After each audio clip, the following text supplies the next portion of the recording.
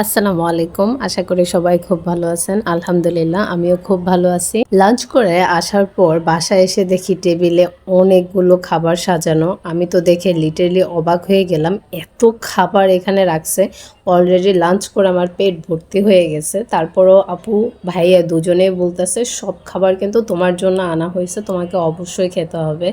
আমার জন্য পরিবেশটা একদম নতুন ছিল, কিন্তু তাদের ব্যবহার দেখে আমার এক সেকেন্ডের জন্য মনে হয় নাই যে আমি কোনো একটা নতুন পরিবেশে আসছি, নতুন মানুষদের সাথে মিশতেছি। তারা দুজনে আমার সাথে এত ফ্রেন্ডলি বিহেভ করতেছিল, আমার মধ্যেও ওই আনকমফোর্টেবলনেসটা চলে গেছে যে একটা নতুন পরিবেশে গেলে যেমন একটা আনকমফোর্টেবল লাগে বা তাদের সাথে মিশতে একটু টাইম লাগে, কিন্তু তাদের কথাবার্তা আমাকে আপন করে নেওয়ার মধ্যে যে একটা মায়া ছিল, এজন্য আমার নিজের মধ্যেও আর নতুন একটা ভাইব যে আছে সেটা ফিল হয় নাই। তো তাদের সাথে সারাদিন আমার খুব ভালো কেটেছে আলহামদুলিল্লাহ।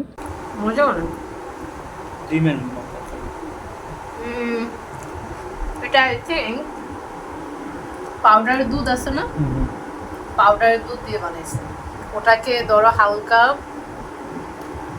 তেলের মধ্যে হালকা পানি তেল দিয়ে ওটাকে মেল্ট করছে, তারপর আই থিঙ্ক বানাইছে এটা। আপনি এটা না অনেক মজা। এটা কি আপনার পছন্দ? অনেক। এটা কে বানাইছে? আপু বানাইছে, সব আপু বানাইছে। ফুলকলি আপু মানে খায় কি মনে হইতেছে? এটা মনে হইতেছে না যে ওই যে যেই পাউডার আছে দুধের পাউডার, মনে হইতেছে না ওটা গুঁড়া ওটা দিয়ে বানাইছে। আসলে অনেক মজা। তুমি হিংসে করতেছো আমাদের বউ আর ননদের সম্পর্ক দেখে? জ্বলতেছো? ননাস ননাসটা এখানে বিভিন্ন টাইপসের মিষ্টি আছে, আর এই সব কিছু আনছে কিন্তু একজন স্পেশাল মানুষ। স্পেশাল মানুষ হচ্ছে আমার কিউট ননাসের হাজবেন্ড, যে শালার বউকে হচ্ছে এত এত আপ্যায়ন করার জন্য এত এত মিষ্টি নিয়ে আসছে। দেখতেই পাইতেছো কত রকমের মিষ্টি নিয়ে আসছে। যদিও তোমরা জানো আমি স্পাইসি লাভার, মিষ্টি ওইভাবে আমি খাই না, তাও আমার যেহেতু দুলাভাই তো উনি সব কিছু নিয়ে আসছে। যার কথা বললাম স্পেশাল মানুষ আমার দুলাভাই, হালাল ভাইয়াকে অনেক অনেক থ্যাঙ্কস। আমার হালাল ভাই কিন্তু খুবই গল্প করার মানুষ, মানে গল্প করতে পছন্দ করে, কিন্তু আমার ভাইজান এখন কাজে আছে, তার জন্য আমাকে সময় দিতে পারছে না। যতক্ষণ ছিল একদম পুরো মাথায় রাখছে। সো আমরা মিস করতেছি হালাল ভাইয়াকে। আপু আমার অনেক টেক কেয়ার করতেছিল, আমাকে যত্ন করে খাওয়াই দিচ্ছিল। এটা দেখে ওবি জেলাস ফিল করতেছিল। দেন আপু ওবিকেও খাওয়াই দিল, দেন ওবিও আপুকে খাওয়াই দিচ্ছে। এটা কি আপু? হালাল ভাইয়ের পক্ষ থেকে। I'm very surprised. অনেক সুন্দর হয়েছে আপু, সত্যি দেখে পছন্দ করে গেছে। অনেক সুন্দর হয়েছে সত্যি। আমার হচ্ছে নরমালি মানে কেউ কোনো কিছু মানে কিনলে আমার অনেক পছন্দ হয়েছে। আমার হচ্ছে ওইভাবে পছন্দ হয় না, যেমন ওবি আমার জন্য কিছু পছন্দ করলে আমার ওইভাবে পছন্দ হয় না, কিন্তু জামাটা আসলে অনেক সুন্দর হয়েছে। ক্যাটালগ দেখে বুঝতে পারতেছো ওড়নার ডিজাইনটা, ও মাই গড অনেক সুন্দর লাগতেছে, আসলে অনেক সুন্দর হয়েছে। Thank you. জামাটা আমার অনেক বেশি পছন্দ হয়েছে, হেলাল ভাইয়া পছন্দ করে কিনছে। আসলে ওনার পছন্দ অনেক বেশি ইউনিক, তা আমার ননাসকে পছন্দ করা দেখলেই বোঝা যায়। তো আমি আপুর সাথে এই জন্য শুভেচ্ছা বিনিময় করছিলাম। আমাকে আপু গিফট দিছে দেখে ওবি কিন্তু হিংসা করতেছে, অনেক কান্না করতেছে, ইভেন ও ইমোশনাল হয়ে গেছে। কথা আপু তোমার জন্য কিছুই আনে না, আমার জন্যই আনছে। আপু কিছু আনছেন? হেলাল ভাইয়া আমার জামার সাথে ম্যাচিং করে ওবির জন্য একটা টি শার্ট কিনছে। যদিও গিফটটা হেলাল ভাইয়াই দেওয়ার কথা ছিল, সামহাও ভাইয়ার একটা ইম্পর্টেন্ট কাজ পড়ে যায়, যার কারণে ভাইয়া আর দিতে পারে নাই। আপু দেওয়ার সময় বলল পছন্দ করে তোমার হেলাল ভাইয়াই কিনছে। তো হেলাল ভাইয়াকে স্পেশালি অনেক অনেক থ্যাঙ্কস। আমি ওবিকে বলছিলাম যে দেখছো ভাইয়া একা একা কত সুন্দর করে জামা কাপড় কিনতে পারে, তুমি এখনো কিনতে পারো না। আপু আপনি কার, ওবির না আমার?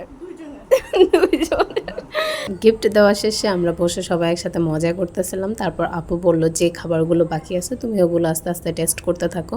তারপর আমি নিলাম পুডিং। এই পুডিংটার টেস্ট একটু ডিফারেন্ট ছিল, কারণ আমরা নর্মালি বাসায় যে পুডিংগুলো বানাই যেমন অনেক জুসি সফট থাকে, কিন্তু এটা একটু কেকের মতো হার্ড ছিল, কিন্তু খেতে ভালো ছিল। বাট টেস্ট একটু ডিফারেন্ট নর্মাল পুডিং থেকে।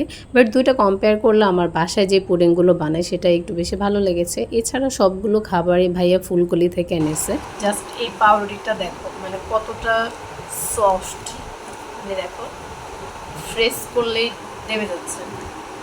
আমি আপুর বাসায় এসে মানে দেখতেছি যে এত ডিফারেন্ট ডিফারেন্ট খাবার হইতে পারে। তো ওবে আমাকে বলছিল এখানে আসার আগে যে তুমি আপুর বাসায় গেলে দেখতে পারবা যে খাবার কত রকমের হয়। সো সেটা ওবি একদম সত্য কথা বলছে। এটা হচ্ছে গাজরের হালুয়া। আমার বৌমনি গাজরের একটা হালুয়া বানাইছে, সেটা হচ্ছে একদম লাল লাল গাজরের হালুয়া, কিন্তু এটাতে মানে অনেক কিছু মিক্স করা। তো এটা খেয়ে দেখি কেমন। আমার বৌমনি যেটা বানাইছে সেটাও মজা হয়েছে। এটা তো বেকারি থেকে নেওয়া হয়েছে, দেখি কেমন লাগে।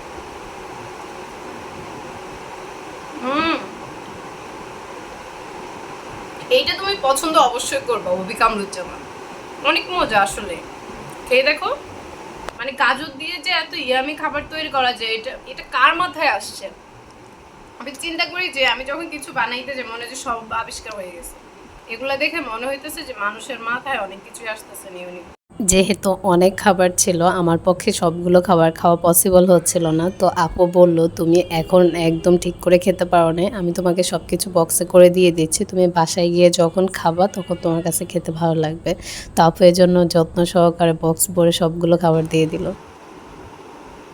আপু হচ্ছে আমার কাছে দিতে চাচ্ছিল না, তাও আমি নিয়ে আসছি।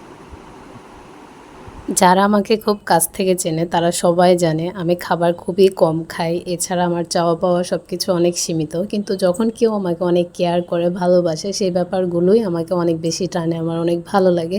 তো যদিও আমাদের লাঞ্চ করে বাসায় চলে আসার কথা ছিল, আমরা বাসায় এসে ডিনার করব ভাবছিলাম, কিন্তু আপু অনেক জোর করতেছিল যে বাসায় তোমাকে খেয়ে যেতে হবে, থাকার জন্য অনেক জোর করতেছিল। তাও যেহেতু আমাদের নেক্সট ডেতে কাজ ছিল তার জন্য আমাদের চলে আসতে হয়েছে। আমার কাছে অনেক ভালো লাগছে দিনটা, আলহামদুলিল্লাহ সবসময় যেন এমনই থাকে সব কিছু।